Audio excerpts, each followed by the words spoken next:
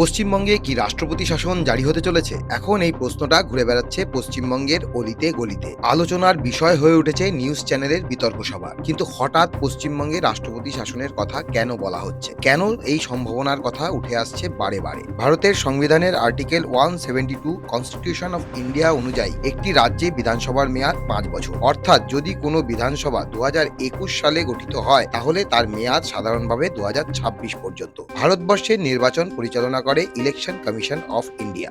নিয়ম হলো নতুন নির্বাচন বিধানসভা শেষ হওয়ার আগেই শেষ করতে হবে, যাতে নতুন সরকার শপথ নিতে পারে। যদি সময় মতো নির্বাচন না হয়, সংবিধানের আর্টিকেল 356 কনস্টিটিউশন অফ ইন্ডিয়া অনুযায়ী সেই রাজ্যে প্রেসিডেন্টস রুল জারি করা হতে পারে। এই সময় রাজ্যের সরকার সরাসরি কেন্দ্রের নিয়ন্ত্রণে চলে যায়। গভর্নর প্রশাসন চালান। 5 বছর মেয়াদ শেষ হলে সরকার আইনগতভাবে শেষ হয়ে যায়। শুধু একটি বিশেষ ক্ষেত্রে মেয়াদ বাড়ানো সম্ভব। সংবিধানের আর্টিকেল 352 অনুযায়ী যদি দেশে ন্যাশনাল এমার্জেন্সি থাকে, যেমন যুদ্ধ বা অন্য কোনো বড় সংকট, তখন বিধানসভার মেয়াদ 1 বছর বাড়ানো যেতে পারে। তবে এমার্জেন্সি শেষ হওয়ার 6 মাসের মধ্যে নির্বাচন করতেই হবে। কিন্তু এত কথা উঠছে কেন? পশ্চিমবঙ্গের বর্তমান বিধানসভা গঠিত হয়েছিল 2021 সালের নির্বাচনের পরে। আর্টিকেল 172 অনুযায়ী 5 বছরের মেয়াদ, তাই আনুমানিক মে 2026-এ বর্তমান বিধানসভার মেয়াদ শেষ। আর এই নিয়ম অনুযায়ী মে 2026-এর আগে নতুন সরকার গঠনের প্রক্রিয়া শেষ করা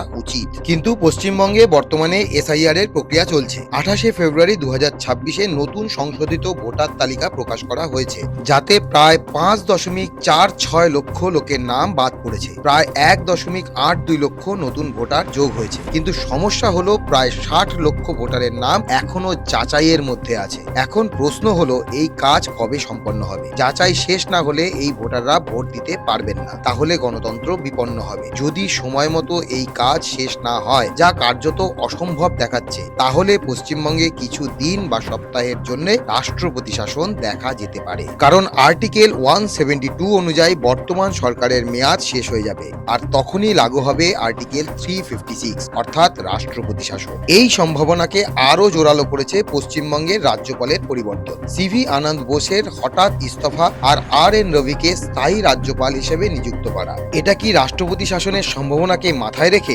আপনারা কি মনে করেন? পশ্চিমবঙ্গে কি রাষ্ট্রপতি শাসন হতে চলেছে? এতেই কি বিড়ম্বনায় পড়বে বর্তমান সরকার, নাকি নির্বাচন কমিশন নির্ধারিত সময়ে নির্বাচন করাতে সক্ষম হবে?